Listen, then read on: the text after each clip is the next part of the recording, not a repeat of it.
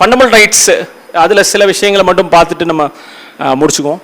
ஆக்சுவலாக ஏன்னா கான்ஸ்டியூஷன் அப்படிங்கிறது ரொம்ப ஒரு வைடரான ஏரியா. நம்ம இதை வந்து ஒரு நாள்லாம் வந்து கண்டிப்பான முறையில் முடிக்கிறதுக்கு வாய்ப்பு இல்லை. ஒரு நாள் 2 மணி நேரம் 3 மணி நேரத்துலலாம் வந்து முடிக்கிறதுக்கான வாய்ப்புகள்லாம் இல்லை, நமக்கு தெரியும். அதனால் இன்றைக்கி வந்து ஃபண்டமெண்டல் ரைட்ஸை பற்றி வந்து மட்டும் சில விஷயங்கள் வந்து பார்ப்போம். நம்ம அதாவது உங்களுக்கு தெரியும், பார்ட் 3 ஆஃப் தி கான்ஸ்டியூஷனில் வந்து ஃபண்டமெண்டல் ரைட் அப்படின்னு சொல்லிட்டு நம்ம வந்து சொல்கிறோம். ஆர்டிக்கல் 12லேருந்து 35 வரைக்கும் இருக்கக்கூடிய ப்ரொவிஷன்ஸ் வந்து ஃபண்டமெண்டல் ரைட் அப்படின்னு சொல்லிட்டு வந்து சொல்கிறோம். நம்ம இதில்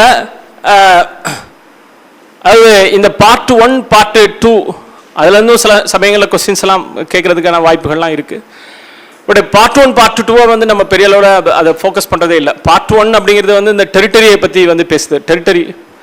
ஸோ இந்த பார்ட் 1ல் ஆர்டிக்கல் 1 to 4 தான் பார்ட் 1 இருக்கிறது. இந்த 1 to 4ல் வந்து இருக்கக்கூடிய ஆர்டிகல்ஸ் எல்லாமே அதுக்கு எல்லாத்துக்குமே வந்து பவர்ஸ் எல்லாமே வந்து பார்த்தீங்கன்னா பார்லிமெண்ட்டுக்கு தான் எல்லா பவர்ஸ் இருக்குதுல. பார்லிமெண்ட் தான் வந்து ஹேவிங் ஆல் த பவர்ஸ். அது என்ன மாதிரி அப்படின்னா ஒரு ஸ்டேட்டை புதுசாக உருவாக்குறதா இருந்தாலும் சரி, admission of new state, creation of new ஸ்டேட்டாக இருந்தாலும் சரி, பவுண்ட்ரிஸை வந்து ஆல்டர் பண்ணுறதா இருந்தாலும் சரி, கூட்டுறது குறைக்கிறது பவுண்ட்ரிஸை, எந்த விஷயமா இருந்தாலுமே வந்து parliament having all the powers.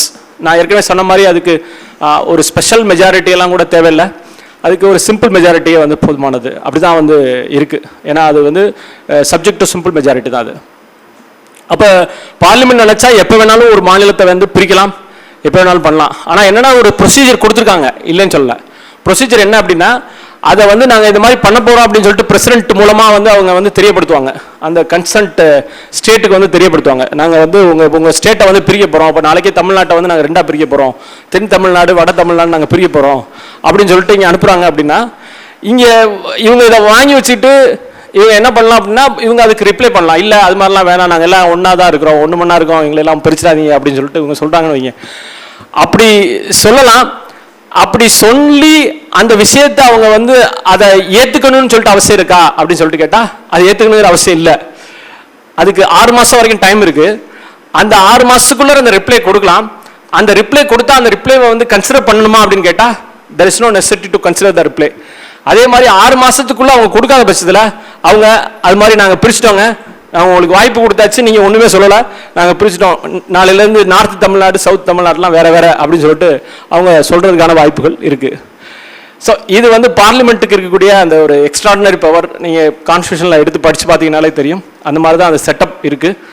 அப்போ as far as the territory is concerned, the parliament having all the powers. Schedule 1 Schedule 4 வரும். Schedule 1ல் வந்து அந்த டெரிட்டரிஸ் எல்லாமே இருக்கும். சென்ட்ரல் யூனியன் டெரிட்டரி என்ன, ஸ்டேட் அவுட் டெரிட்டரிஸ் என்ன அப்படின்லாம் சொல்லிட்டு இருக்கும். இந்த ஷெட்யூல் 4ல் வந்து பார்த்தீங்கன்னா என்னென்னா, அந்த ஸ்டேட்டுக்கான எவ்வளவு, அதாவது அந்த அப்பர் ஹவுஸ் இருக்குல்ல, ராஜ்யசபா மெம்பர்ஸோடைய ஸ்ட்ரென்த் என்ன அப்படின்னு சொல்லிட்டு இருக்கும். ஏன்னா அந்த டெரிட்டரிஸை பேஸ் பண்ணி தான் அந்த ஸ்ட்ரென்த்தை வந்து ஃபிக்ஸ் பண்ணுவாங்க. அதில் அது இருக்கும்.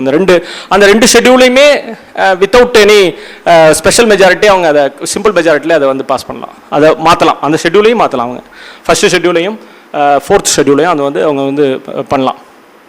இது வந்து இந்த ஃபஸ்ட்டு பார்ட்டை பொறுத்த வரைக்கும் இருக்குது. அதை பார்த்துக்கங்க கொஞ்சம், அந்த ப்ரொவிஷன்ஸ் வைஸாக வந்து பார்த்துங்க. பட் த கோர் ஐடியா வந்து அதில் இருக்கக்கூடியது இதுதான். So parliament having all the powers, parliament and president having all the powers with respect to the part 1 is concern. So ரெண்டாவது பார்ட், செகண்ட் பார்ட்டை பொறுத்த வரைக்கும் ஆர்டிகல் 5லேருந்து 11 வரைக்கும் இருக்கக்கூடிய ஒரு விஷயம் அது வந்து சொல்லுது. சிட்டிசன்ஷிப்பை பற்றி வந்து பேசுது. Citizenship, as far as citizenship is concerned, 2 விஷயங்கள் இருக்குது. ஒன்று கான்ஸ்டியூஷன்லேயே சிட்டிசன்ஷிப் பற்றி பேசுது. பட் சிட்டிசன்ஷிப் ஆக்ட் 1955 இருக்குது. ரெண்டுமே இருக்குது. ரெண்டும் ஒன்றை பற்றி பேசுதா இல்லை ரெண்டு வேற வேற பற்றி பேசுதா? ரெண்டுக்கும் என்ன டிஃபரன்ஸ்? ஏன் கான்ஸ்டியூஷனில் இருக்கிறப்ப சிட்டிசன்ஷிப் ஆக்ட் 1955 இருக்குது? ரெண்டும் ஒன்று தானா இல்லை ரெண்டு வேற வேறையா? ஆக்சுவலாக என்னென்னா, கான்ஸ்டியூஷன் ப்ரொவிஷன்ஸ் வந்து இந்த 5 to 10 வரைக்கும் இருக்குது. 11 வந்து பார்த்தீங்கன்னா அது எம்பவரிங் ப்ரொவிஷன். நான் ஏற்கனவே சொல்லியிருக்கேன், பார்லிமெண்ட்டுக்கு வந்து சிட்டிசன்ஷிப் சம்மந்தமாக சட்டம் கொண்டு வரதுக்கு இருக்கக்கூடிய பவர், அது எம்பவரிங் ப்ரொவிஷன் வாங்க. எம்பவரிங் ப்ரொவிஷனாக அதில் தான் பவர் கொடுக்குறான். அதை வச்சு அவன் வந்து என்ன வேணால் பண்ணலாம். சிட்டிசன்ஷிப் சம்மந்தமாக எந்த ஒரு, இப்போ CAA அமெண்ட்மெண்ட் ஆக்ட் போட்டாங்கல்ல, சிஏ அமெண்ட்மெண்ட் ஒரு பெரிய அளவில் ஒரு பிரபலமாக அந்த காலத்தில் பேசிகிட்டு இருந்தாங்க. அது இப்போ யாரும் மறந்துட்டாங்க. ஸோ அந்த ஒரு அமெண்ட்மெண்ட் மாதிரி என்ன வேணாலும் கொண்டு வரலாம். யார் வேணாலும் நாளைக்கு யாரை வேணாலும் அவங்க சிட்டிசன் சொல்லலாம், யாரை வேணாலும் இவங்கெல்லாம் சிட்டிசன் கிடையாது அப்படின்னு சொல்லிட்டு சொல்லிடலாம். ஸோ எப்படி நம்ம டெரிட்டரியை சொன்னோமோ அதே மாதிரி ஆர்டிகல் 11லையும் அதே பவர்ஸ் தான் வந்து பார்லிமெண்ட்டுக்கு இருக்குது. ஸோ பார்லிமெண்ட் நினச்சா யாரை வேணாலும் சிட்டிசன் சொல்லலாம், யாரை வேணாலும் இவங்கெல்லாம் சிட்டிசன் கிடையாது அப்படின்னு சொல்லிட்டு சொல்லிடலாம். ஸோ அந்த ஒரு பவர் வந்து ஆர்டிகல் 11ல் இருக்குது. ஆனால் கான்ஸ்டியூஷனுக்கும் இப்போ சிட்டிசன்ஷிப் ஆக்ட் 1955க்கும் என்ன வேறுபாடு அப்படின்னு சொல்லிட்டு கேட்டோம் அப்படின்னா, கான்ஸ்டியூஷன் வந்து சிட்டிசன்ஷிப்பை பற்றி தான் பேசுது. ஆனால் சிட்டிசன்ஷிப்பு 1950, அதாவது நம்மளுடைய date of commencement of the constitution வந்து 26th January 1950 இருக்குல்ல, அந்த டேட்டுக்கு முன்னாடி யார் யாரெல்லாம் சிட்டிசன் அப்படிங்கிறத பற்றி கான்ஸ்டியூஷன் பேசுது. அந்த டேட்டுக்கு அப்புறம் யாரெல்லாம் சிட்டிசன் அப்படின்னு சொல்லிட்டு சிட்டிசன்ஷிப் ஆக்ட் பேசுது. ஸோ இந்த டேட்டுக்கு அப்புறம் யாரெல்லாம் சிட்டிசன் அப்படின்னு சொல்லிட்டு தெரிஞ்சுக்கணும் அப்படின்னா அதுக்கு சிட்டிசன்ஷிப் ஆக்டை பார்க்கணும். அந்த டேட்டுக்கு முன்னாடி யாரெல்லாம் சிட்டிசன் அப்படின்னு சொல்லிட்டு தெரியணும் அப்படின்னா நம்ம கான்ஸ்டியூஷன் ப்ரொவிஷனை பார்க்கணும். மற்றபடி அந்த பேசிஸ் ஒன்று தான். By birth, by descent, by naturalisation, by registration, இந்த 4 விஷயங்கள் தானே இருக்குது. ஒன்று தெரிஞ்சிருக்கும்னு நினைக்கிறேன். So by birth, by descent, by பர்த்னா பிறக்கிறது மூலமாக, பை டிசன்ட் அப்படின்னா அவங்களுடைய அம்மா அப்பா, பை ரெஜிஸ்ட்ரேஷன் அப்படின்னா பதிவு செஞ்சுக்கிறது மூலமாக, பை நேச்சுரலைசேஷன் அப்படின்னு சொல்லிட்டு சொன்னால் அதை வந்து இங்கே இருந்து ரொம்ப நாளாக இருக்கிறாங்க, இவங்க வந்து 14 வருஷம் 20 வருஷம் இருக்கிறாங்க அப்படின்னு சொல்லிட்டு ஒரு சொல்லுவாங்கல்ல, அந்த மாதிரி பை நேச்சுரலைசேஷன். ஸோ இந்த ஒரு 4 விஷயங்கள் தான். இது வந்து கிரவுண்ட்ஸ் வந்து ஒன்று தான். கான்ஸ்டியூஷனில் இருக்கிறதும் அதே தான், சிட்டிசன்ஷிப் ஆக்டில் இருக்கிறதும் ஒன்று தான். கான்ஸ்டியூஷனில் இருக்கிறது எதை பற்றி பேசுது அப்படின்னா 1950க்கு முன்னாடி பிறந்தவனை பற்றி பேசுது. அவங்களுக்கு சிட்டிசன் இல்லையா, அவங்கள எப்படி டிசைட் பண்ணுவோம் நீ அப்படின்னு சொல்லிட்டு அதுக்கான சொல்யூஷனை கொடுக்குது. சிட்டிசன்ஷிப் ஆக்ட் 1955 எதை பற்றி பேசுது அப்படின்னா, இதுக்கப்புறம் பிறந்தவங்க அவங்களெலாம் சிட்டிசனாக இல்லையா, அவங்க எப்போ சிட்டிசன் ஆவாங்க, எப்போ சிட்டிசன்ஷிப் அவங்களுக்கு கிடையாது அப்படின்னு சொல்லிட்டு வந்து பேசுது. ஸோ இதுதான் பேசிக்காக இந்த ரெண்டுக்கும் இடையில இருக்கக்கூடிய ஒரு டிஃப்ரென்ஸ். ஏன் இது வந்து 2 வச்சிருக்கிறாங்க அப்படின்னு சொல்லிட்டு எனக்கு ஃபஸ்ட்டு கான்ஸ்டியூஷன் படிக்கல எனக்கு ஒரு கொஸ்டின் வந்துச்சு. படிக்காதப்ப, அதாவது இதை ப்ரொவிஷன்லாம் வாசித்து பார்க்காதப்ப, ஏன் இதை வந்து 2 வச்சுருக்காங்க. ஒன்று வந்து ஆக்சுவலாக கான்ஸ்டியூஷன் நான் வந்து படிச்சுட்டு எக்ஸாம் பாஸ் பண்ணப்போ எனக்கு தெரில, இப்போ கடைசி வரைக்கும் எனக்கு என்னால் புரிஞ்சிக்க முடியல. இது வந்து ஏன் இதை 2 வச்சாங்க, இது எதுக்காக அதுலேயும் சொல்கிறாங்க இதுலேயும் சொல்கிறாங்க, எதுக்கு தேவையில்லாமல் இந்த மாதிரிலாம் பண்ணிட்டு இருக்காங்க அப்படின்னு சொல்லிட்டு நான் யோசிச்சுட்டே தான் இருந்தேன். அதுக்கப்புறம் வந்து நான் எம்எல் படிக்கையில் தான் வந்து பார்த்தீங்கன்னா இந்த விஷயங்கள்லாம் வந்து படிக்கிறேன். ஸோ இந்த ஒரு விஷயம் ரொம்ப முக்கியமான ஒன்று. ஸோ இது இந்த செகண்ட் பார்ட்டை பொறுத்த வரைக்கும், செகண்ட் பார்ட்டில் அந்த நான் ஏற்கனவே சொன்ன மாதிரி ஆர்டிகல் 11 வந்து இந்த எம்பவரிங் ப்ரொவிஷன், அதை பொறுத்த வரைக்கும் சிட்டிசன்ஷிப்பை பொறுத்த வரைக்கும் என்ன வேணாலும் அவங்க வந்து ஒரு சட்டம் வந்து கொண்டு வரலாம் வித் சிம்பிள் மெஜாரிட்டியில் அவங்க வந்து எந்த ஒரு சட்டத்தையும் கொண்டு வரலாம் அப்படின்னு சொல்லிட்டு வந்து சொல்லுது. ஸோ இது வந்து பார்ட் 2 பொறுத்த வரைக்கும் as far as part 2 is concerned, greater details வந்து நீங்கள் வந்து கொஞ்சம் ப்ரொவிஷன்ஸ் எல்லாம் படித்து பார்த்துங்க கொஞ்சம். ஸோ இது வந்து ஒரு பேசிக்காக நான் சொல்கிற ஒரு ஐடியா, அவ்வளோதான். So part 3 of the constitution அப்படின்னு சொல்லிட்டு வரும்போது தான் வந்து பார்த்தீங்கன்னா நமக்கு ரொம்ப முக்கியமான ஒரு பார்ட், த என்டையர் கான்ஸ்டியூஷனில் ரொம்ப ஒரு முக்கியமான ஒரு பார்ட் அப்படின்னு சொல்லிட்டு சொன்னால் அது பார்ட் 3 ஆஃப் தி கான்ஸ்டியூஷன் தான் அப்படின்னு சொல்லிட்டு எல்லாமே ரிப்பீட்டடாக சொல்லுவாங்க. நம்ம லா காலேஜில் கூட கான்ஸ்டியூஷன் பொறுத்த வரைக்கும் 2ஆக பிரிச்சிருக்காங்க. பட் இப்போ கான்ஸ்டியூஷன் 1ல் தான் வந்து என்ன வரைக்கும் இருக்குது, 51A வரைக்கும் தான் இருக்குது. ஆனால் மற்ற ரெஸ்ட் ஆஃப் த ஆர்டிகல்ஸ் பூரா இல்லை, கான்ஸ்டியூஷன் 2ல் தான் இருக்குது. அப்போ அந்தளவுக்கு இதுக்கு முக்கியத்துவம் இருக்கிறதுனால தான் வந்து பார்த்தீங்கன்னா அதை ஃபோக்கஸ் பண்ணுறாங்க அதை. ஸோ இந்த பார்ட் 3 ஆஃப் தி கான்ஸ்டியூஷனில் பொறுத்த வரைக்கும் வந்து பார்த்தீங்கன்னா இப்போ ஆர்டிகல் 12 to 35 வந்து இருக்குது. அது 32 வரைக்கும் தான் ஆக்சுவலாக. இந்த 33, 34, 35 வந்து மார்ஷியல் லா அப்படின்னு சொல்லிட்டு வந்து சொல்லுவாங்க, மார்ஷியல் லா அப்படின்னு சொல்லிட்டு சொல்லுவாங்க. அந்த ஒரு விஷயம் இருக்குது அதில். இல்லை ஆர்டிகல் 12 வந்து நமக்கு சொல்ல வேண்டியதே இல்லை, நீங்கள் எல்லாம் ரிப்பீட்டடாக படிச்சிருப்பீங்க. கான்ஸ்டியூஷன் ரொம்ப ஆர்டிகல் 12 ரொம்ப முக்கியம் அப்படின்லாம் சொல்லி உங்களுக்கு சொல்லியிருப்பாங்க. அந்த கேஸ் லாஸ் எல்லாம் அஜய் ஹேசியா கேஸாக இருந்தாலும் சரி, இல்லை இப்போ R D Ramana Dayaram Shetty versus airport authority of India, அதெல்லாமே வந்து நீங்கள் வந்து படிச்சிருப்பீங்க, ரிப்பீட்டடாக வந்து படிச்சிருப்பீங்க. அதை வந்து சொல்லி நான் போர் அடிக்க விரும்பலவங்கள. ஸோ ஏன்னா அதில் கிளியராக வந்து இருக்குது யார் யாரெல்லாம் ஸ்டேட்டு. ஏன்னா ஆர்டிகல் 12 வந்து ஸ்டேட் அப்படிங்கிறதுக்கான டெஃபினேஷன் ஏன் 12 வச்சான் அப்படின்னு சொல்லிட்டு கேட்டால் அதுக்கு என்ன ரீசன்? ஏன்னா ஸ்டேட்டுக்கு அகேன்ஸ்டாக தான் ஃபண்டமெண்டல் ரைட்ஸ் கேட்க முடியும். நீ முதல்ல ஸ்டேட் யாருன்னு தெரிஞ்சுக்க, அப்புறமா நீ வந்து உன்னோட ரைட்ஸை வந்து அவங்களுக்கு எதிராக கேளு அப்படிங்கிறதுக்காக தான் அதை வந்து என்ட்ரி ஸ்டேஜாக வந்து வச்சான். நீ ஸ்டேட்டு யார் அப்படின்னு சொல்லிட்டு தெரிஞ்சுக்கப்பா, அதுக்கப்புறம் நீ வந்து ரிட்டு போகிறதா இருந்தாலும் சரி, என்ன போகிறதா இருந்தாலும் சரி, அவங்களுக்கு அகேன்ஸ்டாக மட்டும்தான் போட முடியும். நீ பாட்டுக்கு எவனையாவது பிடிச்சி நீ குப்புசாமி ராமசாமி எவனையாவது பிடிச்சி ரிட்டுலாம் போடக்கூடாது அப்படின்னு சொல்லிட்டு வந்து அதில் தெளிவாக வந்து சொல்கிறாங்க அதை. ஸோ அந்த 12 வந்து பார்த்தீங்கன்னா இந்த அதாவது யார் யாரெல்லாம் ஸ்டேட் அப்படின்னு சொல்லிட்டு சொல்கிறப்ப நமக்கு லெஜிஸ்லேச்சர்ஸ் வர்றாங்க. அதில் அதே மாதிரி எக்ஸிக்யூட்டிவ்ஸ் வராங்க, 2 எக்ஸிக்யூட்டிவ் வராங்க, 2 லெஜிஸ்லேச்சரும் வராங்க. ஆனால் ஜுடிஷியரியை பற்றி அதில் சொல்லலை. ஜுடிஷியரி பற்றி சொல்லியிருக்கானா? இல்லை. ஆனால் ஜுடிஷியரி ஸ்டேட்டா? Judiciary comes with in the scope of state. ஜுடிஷியரியும் ஸ்டேட் தான் அப்படின்னு சொல்லிட்டு அந்துலே கேஸில் சொல்லியிருக்காங்கல்ல, VR Antulay versus union of India. அந்த கேஸில் வந்து judiciary also comes with in the scope of state. ஜுடிஷியரியும் வந்து ஸ்டேட்டு தான் அப்படின்னு சொல்லிட்டு சொல்கிறோம். ஜுடிஷியரியும் ஸ்டேட்டு தான். கண்டிப்பாக நம்ம ஜுடிஷியரி ஸ்டேட்டு தான், அதில் எந்த விதமான மாற்றம் இல்லை. ஏன்னா இப்போ இங்கே வந்து ஹைகோர்ட்லேயே உங்களுக்கு தெரியும், ரெஜிஸ்ட்ரார் ஜெனரலுக்கு ஒரு அட்வொகேட் இருப்பார். ஹைகோர்ட் மேலே கேஸ் போடுறதா இருந்தால் ரெஜிஸ்ட்ரார் அட்மின், ரெஜிஸ்ட்ரார் ஜுடிஷியல் அவங்க மேலாம் வந்து கேஸ் போடுவாங்க. ஸோ அப்படி போடுறப்ப ரெஜிஸ்ட்ரார் ஜெனரலோடைய அட்வொகேட் வந்து அதில் ஆர்கியூ பண்ணுவார். ஸோ ஜுடிஷியரி ஸ்டேட்டு தான், அதில் எந்த விதமான சந்தேகமும் இல்லை.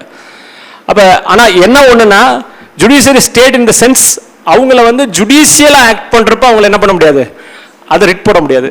ஸோ ரிட்டில் வந்து ஒரு ரிட்டு போட்டேங்க, அந்த ரிட்டில் நான் ஃபண்டமெண்டல் ரைட்ஸ் வயலேட் ஆகுதுன்னு ரிட்டு போட்டால் அவரே ஃபண்டமெண்டல் ரைட்டை வயலேட் பண்ணிட்டாரு, நான் என்ன கேட்டேன்னா அதை எனக்கு கொடுக்காம என்னுடைய ஃபண்டமெண்டல் ரைட்டை வயலேட் பண்ணிட்டாரு அப்படின்னு சொல்லிலாம் ரிட்டெல்லாம் போட முடியாது. அப்படி ஒரு அபத்தமான ரிட்டெல்லாம் போட முடியாது. அப்படி ரிட்டில் நம்ம பாதிக்கப்பட்டோம்னா ரிட் அப்பீல் இருக்குது, ரிட் அப்பீலுக்கு மேலே எஸ்எல்பி இருக்குது, அப்படி தான் போகணும், நம்ம அந்த ரூட்டில் தான் போகணும். அவங்க அட்மினிஸ்ட்ரேட்டிவாக அவங்க செயல்படுற பட்சத்தில், ஸோ அட்மினிஸ்ட்ரேட்டிவாக, ஏன்னா இங்கே ஸ்டாஃப் இருக்காங்கல்ல, இங்கே ஹைகோர்ட்லேயே ஸ்டாஃப் இருக்காங்க, அவங்களுக்கு சர்வீஸ் கண்டிஷன்ஸ் எல்லாம் இருக்குது. அதை வயலேட் பண்ணுறப்ப என்ன பண்ண முடியும் அவங்க? அவங்க யாருக்கு அகேன்ஸ்டாக கேஸ் போட முடியும்? அது கோர்ட்டுக்கு அகேன்ஸ்டாக தானே கேஸ் போட முடியும். அப்போ அந்த மாதிரி வந்து போடலாம் அவங்க. ஸோ அதனால ஜுடிஷியல் சைடில் அவங்க பண்ணுறப்ப ஆக்ட் பண்ணுறப்ப அதை பண்ண முடியாது. ஏன்னா இப்போ உங்களுக்கு எவிடன்ஸ் ஆக்டில் இருக்கும், எவிடன்ஸ் ஆக்டில் வந்து ஜுடிஷியரிக்கு வந்து அந்த இம்யூனிட்டி இருக்கா இல்லையா, ப்ரிவிலேஜ், ஜுடிஷியல் ப்ரிவிலேஜ் இருக்கா இல்லையான்னு பார்ப்போம்ல. அப்போ ஜுடிஷியல் அவர் ஆக்ட் பண்ணுறப்ப அவங்கள கொஸ்டின் பண்ண முடியாது, அவங்கள வந்து அவங்கள சாட்சி சொல்லி கம்பல் பண்ண முடியாது.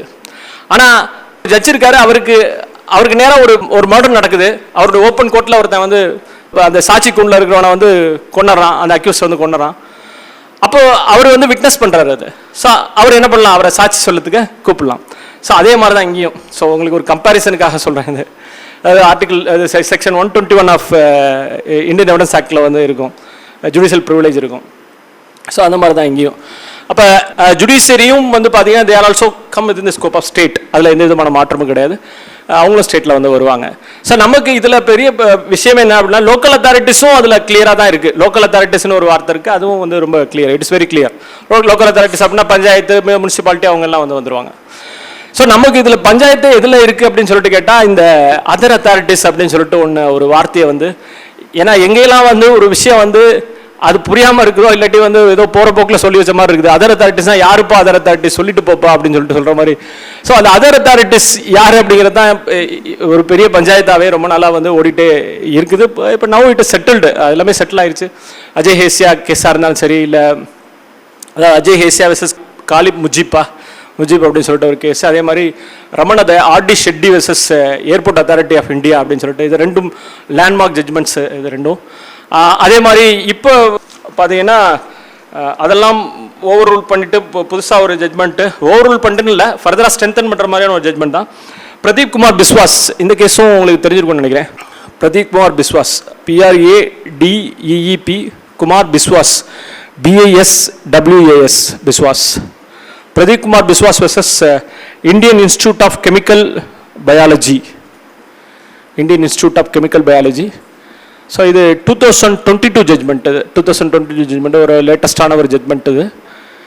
இந்த ஜட்மெண்ட்டில் வந்து ஒரு கொஸ்டின் வருது. இதில் என்ன இஷ்யூ அப்படின்னா, CSIR அப்படின்னு சொல்லிட்டு ஒரு நிறுவனம், CSIR அப்படின்னு சொல்லிட்டு ஒரு சொசைட்டிஸ் ஆக்டில் ரெஜிஸ்டர் பண்ண ஒரு இன்ஸ்டிடியூஷன் அது CSIR. Whether CSIR is state or not அப்படிங்கிறது தான் இதில் வந்து கொஸ்டின். CSIR வந்து ஸ்டேட்டா இல்லையா அப்படிங்கிறது தான் இதில் கொஸ்டின். ஸோ இதில் அந்த பழைய கேஸ் எல்லாமே, அந்த அஜய் ஹேசியா, இந்த ஏர்போர்ட் அத்தாரிட்டி, அந்த கேஸ் எல்லாத்தையுமே இதில் டிஸ்கஸ் பண்ணுறாங்க.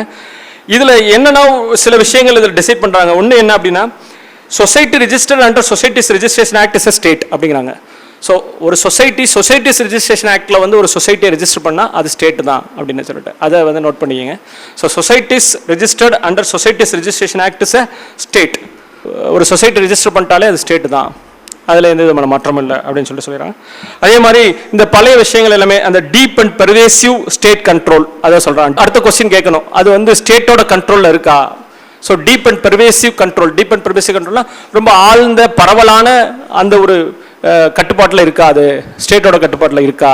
So deep and pervasive control இருக்கா அப்படின்னு பார்க்கணும். அதுக்கு எஸ் அப்படின்னா அது வந்து ஸ்டேட்டு தான். அதே மாதிரி மேனேஜ்மெண்ட் அண்ட் கண்ட்ரோலு, அதே மாதிரி ஃபினான்சியல் எய்டு. ஸோ கவர்மெண்ட்டோட எய்டை வந்து வாங்கிட்டு அவங்க எதுவும் ஃபங்க்ஷன் பண்ணுறாங்களா அப்படிங்கிறத வந்து பார்க்கணும்.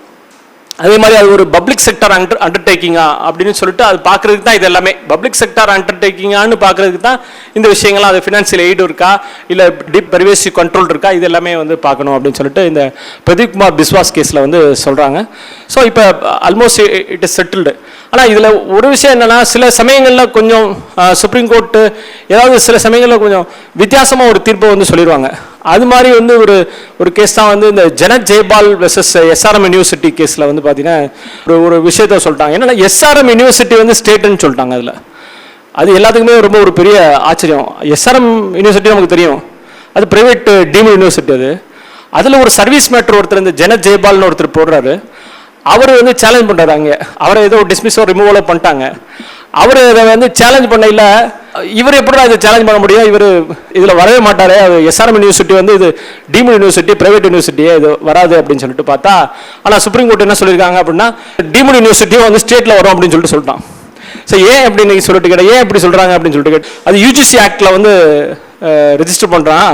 ஸோ அதனால வந்து ஸ்டேட்டில் வரும் அப்படின்னு சொல்லிட்டு இப்படி சில விசித்திரமான தீர்ப்புகளையும் கொடுப்பாங்க. அது ஆனால் இதை வந்து நம்ம போட்டால் அந்த கேஸை வந்து டிஸ்மிஸ் பண்ணிடுவாங்க. அது ஸோ ஜனத் ஜெய்பால் கேஸில் சொல்லியிருக்காங்க, எனக்கும் கொடுங்க அப்படின்னு கேட்டால், நீ யாருப்பா, உனையெல்லாம் எனக்கு தெரியாது, போய்ட்டு அப்படின்ட்டுவாங்க. ஸோ ஜட்ஜஸை குறை சொல்கிறதுக்காக சொல்கிறேன். நம்ம இந்த மாதிரியான பெரிய பெரிய ஜட்மெண்ட்லாம் வந்து பெரிய பெரிய அட்வொகேட்ஸ் தான் வந்து பேச முடியும். ஸோ இது வந்து பொதுவாக இருக்கக்கூடிய ஒரு விஷயம். Jannat Jaipal versus SRM university இந்த கேஸை வந்து நோட் பண்ணிக்கிங்க. இதெல்லாம் வந்து இந்த ஆர்டிகல் 12ல் வரக்கூடிய விஷயங்கள். ஸோ ஆர்டிகல் 13 பொறுத்த வரைக்கும் as far as article 13 is concern, ரொம்ப வெரி வெரி இம்பார்ட்டன்ட் ஆர்டிகல். நம்ம இது வரைக்கும் பேசின நிறைய சப்ஜெக்ட்டுக்கு காரணமாக இருக்கக்கூடிய ஆர்டிகலே, the very base of the கான்ஸ்டியூஷனே வந்து பார்த்தீங்கன்னா ஆர்டிகல் 13 அப்படின்னு தான் வந்து சொல்லலாம். ஏன்னா அதில் வந்து ரொம்ப இட் வாஸ் பியூட்டிஃபுல்லி டிராஃப்டட், ரொம்ப ஒரு அருமையான ஒரு ஆர்டிகல் அப்படின்னு வந்து சொல்லலாம். நம்முடைய கான்ஸ்டியூஷனுக்கு ஒரு உயிராக இருக்கக்கூடியது, ஒரு ஸ்பிரிட்டாக இருக்கக்கூடியது இந்த ஆர்டிகல் அப்படின்னு சொல்லிட்டு சொல்லலாம். ஏன்னா அது இல்லாட்டி எந்த ஒரு சேலஞ்சுமே கிடையாது. ஸோ வித்தவுட் ஆர்டிகல் 13 யோசிச்சு பாருங்கள், எந்த ஒரு சேலஞ்சுமே கிடையாது. ஏன்னா அதில் தான் it is very clearly stated. So ரெண்டு விஷயமா வந்து பிரிச்சுக்கிறாங்க. ஒன்று வந்து ப்ரீ கான்ஸ்டியூஷனல் லெஜிஸ்லேஷன், இன்னொன்று வந்து போஸ்ட் கான்ஸ்டியூஷனல் லெஜிஸ்லேஷன், ரெண்டையும் வந்து பிரிச்சுக்கிறாங்க.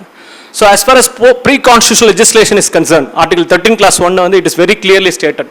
So என்ன சட்டம் இதுக்கு முன்னாடி வந்துருச்சா, கான்ஸ்டியூஷனுக்கு முன்னாடி எந்த சட்டம் வந்துருச்சுன்னா சரி, அது எப்படிப்பட்ட சட்டமாக இருந்தாலும் சரி.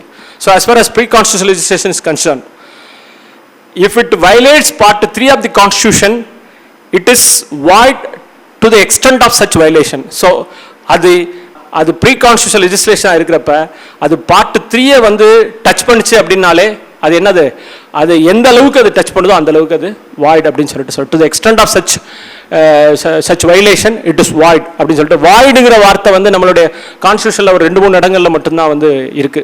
அதில் இப்போ இந்த 2 இடம் வந்து 13(1)லையும் 13(2)லையும் வந்து வாய்ட் அப்படிங்கிற வார்த்தை வந்து இருக்கு. இன்னொன்று வந்து எனக்கு தெரிஞ்சு சப்ஜெக்ட் டு கரெக்ஷன் 254 இருக்குன்னு நினைக்கிறேன் வாய்டுங்கிற வார்த்தை. டாக்டர் ஆஃப் ரெபிக்னன்சியா இல்லை இன்னொரு ப்ரொவிஷனா என்னன்னு சொல்லிட்டு தெரியல, சரியா பார்த்துக்குங்க. ஸோ இந்த ஒரு விஷயம், அதாவது ப்ரீ கான்ஸ்டியூஷனல் லெஜிஸ்லேஷன்ஸை பொறுத்த வரைக்கும், அந்த ப்ரீ கான்ஸ்டியூஷனல் லெஜிஸ்லேஷனை பொறுத்த வரைக்கும் தான் நம்ம என்ன பண்ணுவோம் அப்படின்னா, நீங்கள் டாக்டர் ஆஃப் எக்லிப்ஸ் பார்ப்பீங்க. Doctor of eclipse, so pre constitutional legislation சொல்லிட்டு வந்துச்சுனாலே என்னது, டாக்டர் ஆஃப் எக்லிப்ஸ் வந்துடும். ஸோ கிரகண கோட்பாடு, ஒளி மறைவு கோட்பாடு அப்படின்லாம் சொல்லிட்டு நம்ம வந்து சொல்லுவோம்.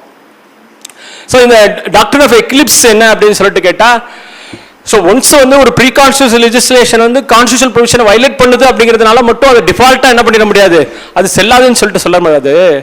It is remain dormant and not dead. அது வந்து எப்படி இருக்கு, அது வந்து ஒரு சாவ போகிற கண்டிஷனில் இருக்குது, இழுத்துக்கு படிச்சுக்கிட்டு இருக்குது, அது செத்து விடலை அப்படின்னு சொல்லிட்டு சொல்கிறான். ஸோ அது வந்து சாவலை, அது சாவுற கண்டிஷனில் இருக்குது.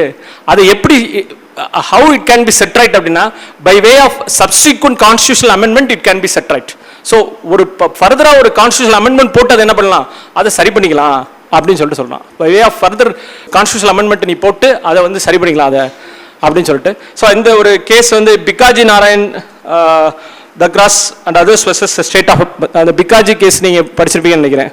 டாக்டர் ஆஃப் எக்லிப்ஸ்னு வந்தாலே பிகாஜி கேஸ் வந்து படிச்சிருப்பீங்க. Bhikaji Narayan Dakras and others, அதாவது BHIKAJI Bhikaji Narayan NARAIN Dakras DHAKRAS and others.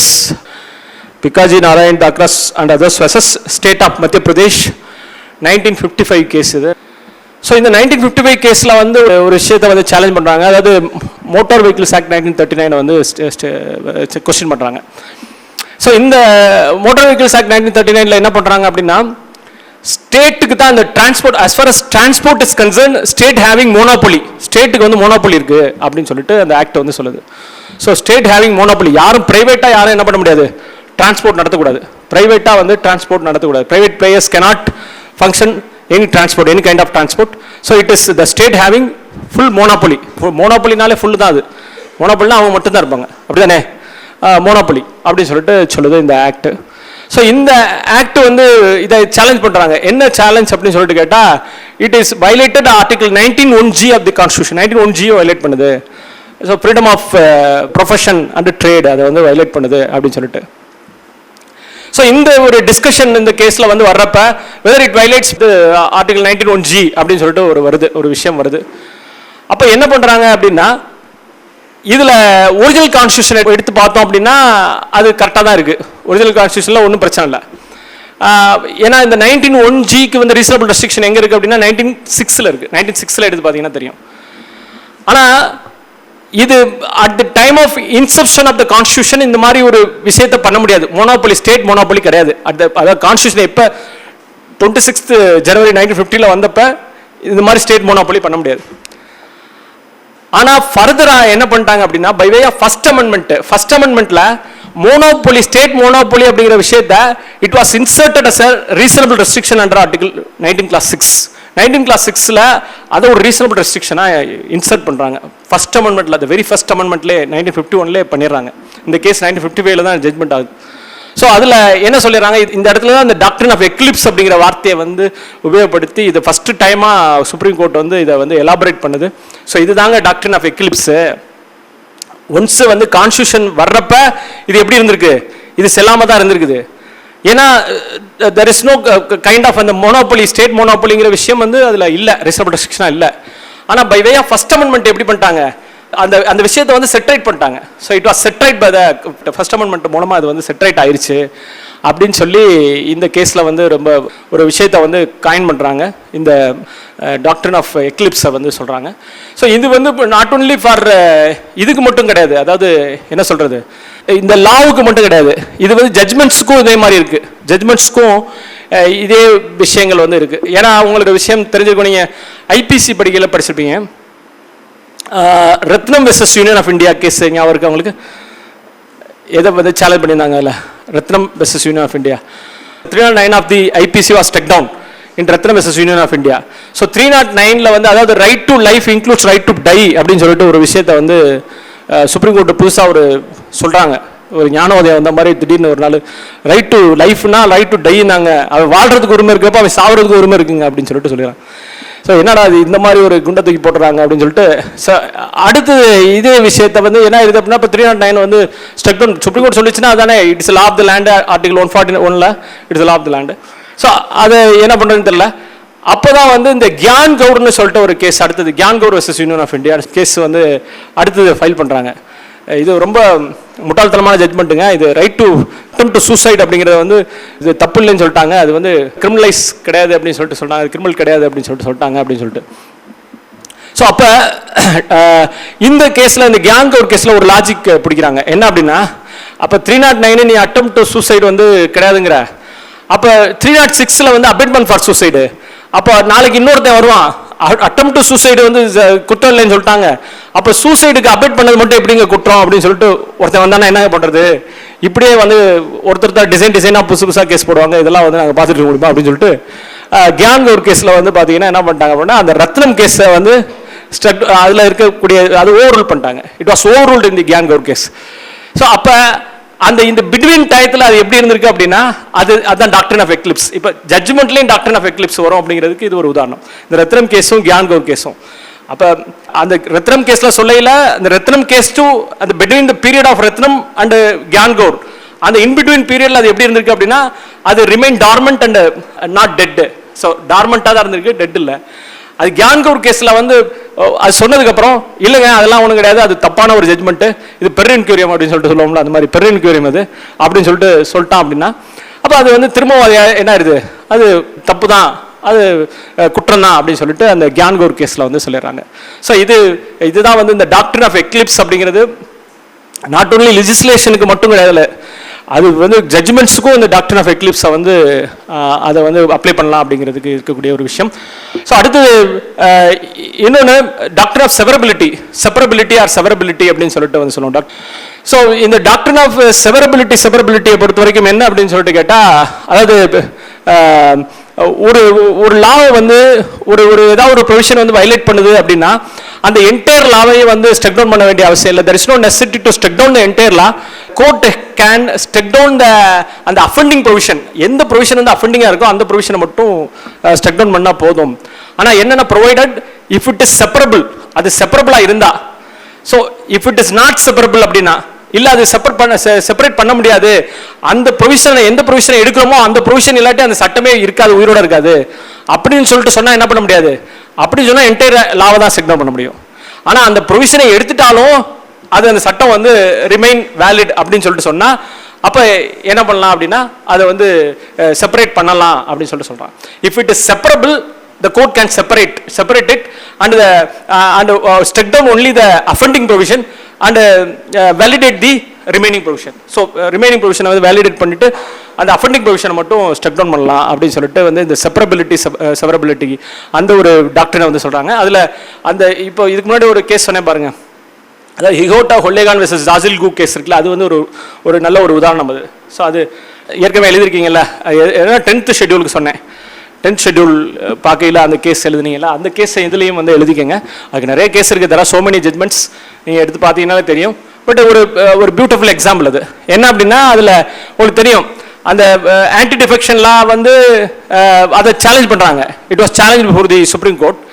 But supreme court என்ன பண்ணுது, என்டையர் ஆன்டி டிஃபெக்ஷன் லாவையுமே என்ன பண்ணல, அதை இன்வாலிடேட் பண்ணலை, அதை வந்து அப்ஹெல்ட் பண்ணிட்டு அதில் இருக்கக்கூடிய பேரா 7 மட்டும் தான் என்ன பண்ணுறாங்க, அதை செப்பரேட் பண்ணுறாங்க. பேரா 7 வந்து it is the offending provision is அந்த ஜுடிஷியல் ரிவ்யூ மட்டும் என்ன பண்ணுறாங்க, அதை வந்து எடுத்துட்டு அதை தூக்கி போட்டுறாங்க. இது தேவையில்லை, இது ஜுடிஷியல் ரிவ்யூ வந்து it is against basic section of the constitution அப்படின்னு சொல்லிட்டு சொல்லிடலாம். ஸோ இது ஒரு டாக்டர் ஆஃப் செவரபிலிட்டி அப்படிங்கிற ஒரு கான்செப்ட் வந்து இது ரொம்ப முக்கியமான ஒரு கான்செப்ட். அதை வந்து இந்த ஜாஜில் கு கேஸை வந்து எழுதிக்கிங்க. நம்ம நெக்ஸ்ட் கிளாஸில் அதை வந்து கண்டிப்பாக பண்ணுவோம்.